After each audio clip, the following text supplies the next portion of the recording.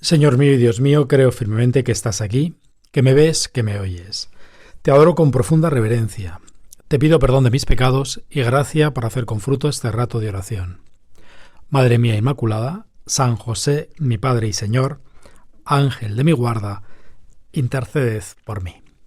Bueno, pues recuerdo no hace mucho tiempo, después de la muerte de mi padre, que me acerqué a una casa familiar antigua que teníamos por ahí de pueblo, de mi abuelo, a la que habíamos ido de vacaciones alguna vez y en la que, bueno, pues hacía muchos años que no entraba. Estaba casi intacta, como cuando éramos pequeños. Y bueno, como te puedes imaginar, la casa estaba llena de recuerdos. Y sin darme cuenta, pues estuve mucho más tiempo del que esperaba, porque cada fotografía, cada objeto, pues un juego de tazas de café, un viejo dominó, todas esas cosas me evocaban recuerdos del pasado y sobre todo cada objeto recordaba a personas queridas, ¿no? Especialmente a mi padre, ¿no? Su humor, su forma de ser, sus manifestaciones de afecto. Bueno, pues esos objetos corrientes, aunque un poco polvorientos, escondían para mí como un secreto, me hablaban, ¿no? Pero bueno, esos mismos objetos pues para otras personas no significarían nada, ni esconderían nada, ¿no? Si un desconocido entrase en esa misma casa, seguramente serían solo objetos. Pero para mí, como nos pasa en estas circunstancias, la materialidad de esos objetos me habla de cosas que no son materiales, que son invisibles. Son recuerdos de vida, de familia, de afectos, de paternidad, de cariño. Bueno, y esa experiencia pues me ha venido a la cabeza al meditar la escena de la transfiguración que nos propone el Evangelio de hoy. Al leer el Evangelio me preguntaba, pues, ¿qué visteis, no?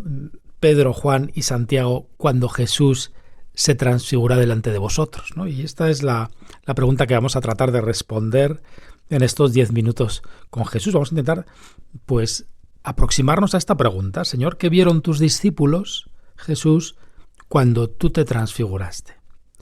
Y veremos al final por qué me acordé de aquella experiencia en casa de mis abuelos al meditar el Evangelio.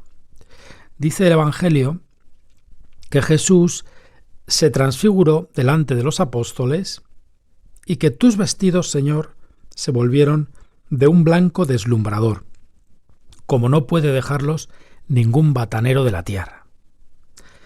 En castellano utilizamos el verbo se transfiguró, que casi no lo usamos para otras cosas. Pero en el original griego se utiliza la palabra metamorfosis. Y literalmente esa palabra metamorfosis significa algo que va más allá de la forma, ¿no? Meta, que significa más allá, y morfosis, que hace referencia a la forma. Como metafísica significa más allá de la física, ¿no? Por ejemplo. Es decir, que lo que esa palabrita quiere decir es que los apóstoles en el Tabor te vieron, Jesús, vieron tu forma corporal, pero al mismo tiempo vieron algo más allá de tu forma visible. Vieron a través de tu cuerpo algo de lo invisible de Dios, algo de tu divinidad, Jesús. El evangelista lo expresa como puede, ¿no? Porque no debe ser fácil expresar lo que vieron. Y dice que los vestidos se volvieron de un blanco deslumbrador como no puede dejarlos ningún batanero de este mundo, ¿no? Es decir, como queriendo decir que lo que veían no era de este mundo, que era algo sobrenatural. Una luz que ilumina de modo distinto a como ilumina la luz del sol. Están hablando, pues eso, de una luz sobrenatural, que hace que al verte, Señor, al verte a ti, ven algo de tu misterio divino. Y porque a Jesús mucha gente lo vio en esos 3 años de vida pública. Muchos te vieron, Jesús, vieron tu cuerpo, vieron tu rostro. Todos sabían reconocerte, ese es Jesús de Nazaret. Incluso quienes no tenían fe o incluso quienes te querían matar. Pero aquel día, tus apóstoles, Señor, te vieron de una manera nueva, de un modo que no se les olvidará nunca y que cambiará después el modo de mirarte. Aquel día, en aquel momento, al verte, Jesús, por una gracia sobrenatural, te vieron del modo más parecido a como te ve tu Padre Dios. Y esa transfiguración hará que después, a partir de ese momento, al verte, Tus rasgos de siempre, tu forma, evocan el recuerdo de lo que vieron ese día. Como los objetos de la casa de mi padre, perdón por la comparación, evocan pues ese amor de mi padre, esa filiación, ese calor familiar. Bueno, pues creo que aquí se esconde algo de la maravilla de este misterio de luz. Es un misterio de contemplación, es una invitación a ver lo que se esconde detrás de lo visible. Y eso es precisamente la fe. No quedarse en lo visible, sino ver lo invisible a través de lo visible. Creo que los discípulos que estuvieron en la transfiguración comenzaron, Jesús, a verte de otro modo, porque ahora sabían de un modo nuevo, sobrenatural, que tu cuerpo visible albergaba un secreto misterio que va mucho más allá del cuerpo. Bueno, no sé si esto es demasiado elevado, pero yo creo que es un misterio maravilloso, ¿no? En la primera lectura, de hecho, de la misa de hoy también, que es de la carta a los Hebreos, leemos cómo por la fe, dice el autor de la carta, por la fe sabemos que el universo fue configurado por la palabra de Dios, de manera que lo visible procede de lo invisible.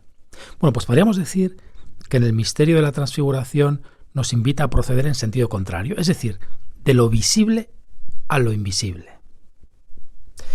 Y si el universo fue configurado por la palabra, como leemos en la carta a los Hebreos, también la palabra es para nosotros un camino para ir de lo visible a lo invisible.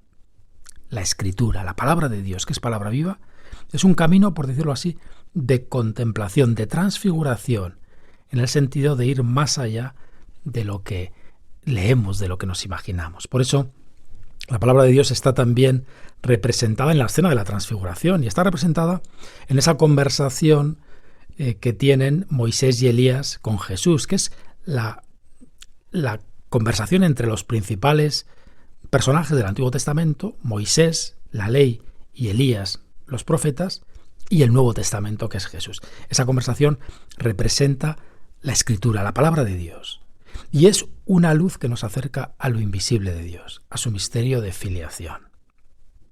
Pues es verdad, la meditación de la palabra de Dios ilumina nuestros pasos, ¿no? Como dice el salmista.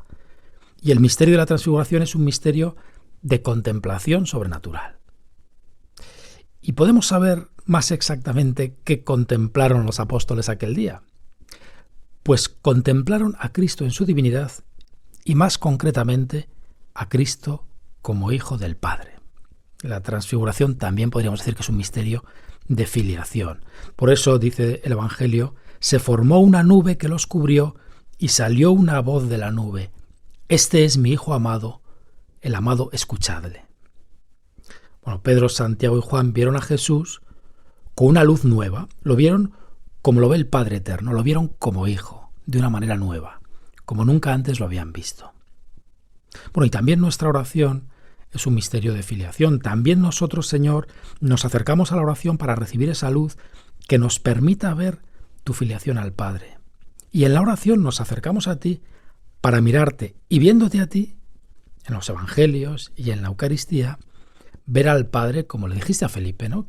Felipe, quien me ha visto a mí, ha visto al Padre. Pero además la transfiguración no es solo un acontecimiento que ocurrió hace 2000 años, sino que es también la revelación de lo que está escondido en el cuerpo de Jesús y es la invitación a alcanzar una nueva perspectiva, una luz que permita ver lo invisible en lo visible, ¿no? Y esa luz pues se quiere extender a todo lo que vemos, porque todo proviene de Dios.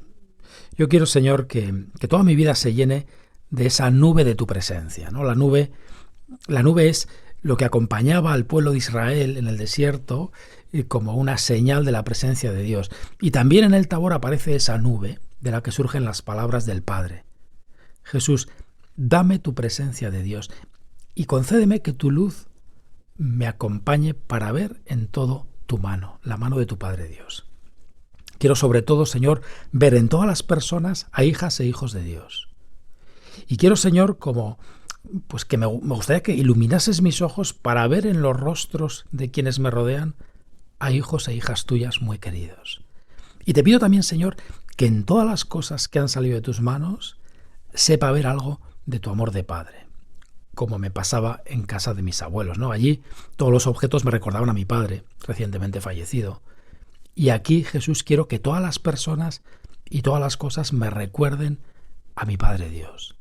Que la nube de tu presencia me acompañe siempre y que todas las cosas me hablen de mi Padre Dios, como los objetos de la casa de mis abuelos me hablan de mi Padre de la tierra. Bueno, pues entonces el mundo, si esto ocurre y en la medida que esto va ocurriendo, pues el mundo será cada vez más como mi casa, como nuestra casa, Señor, en lo que todo me recuerda a ti, la naturaleza, las demás personas y todo objeto que en último término procede de tu amor, Señor.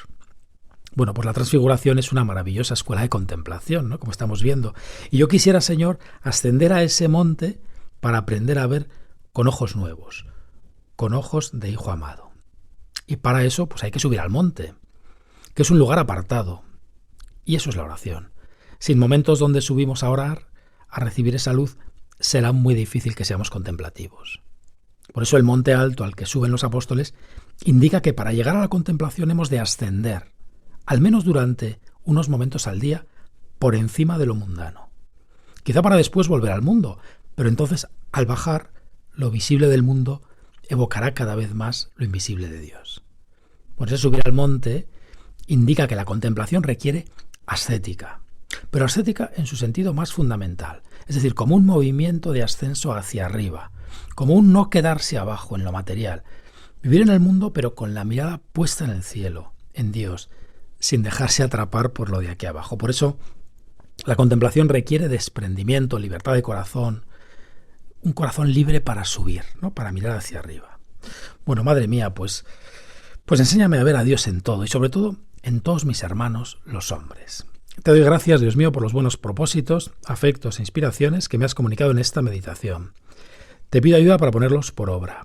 Madre mía Inmaculada, San José, mi Padre y Señor, Ángel de mi guarda, interceded por mí.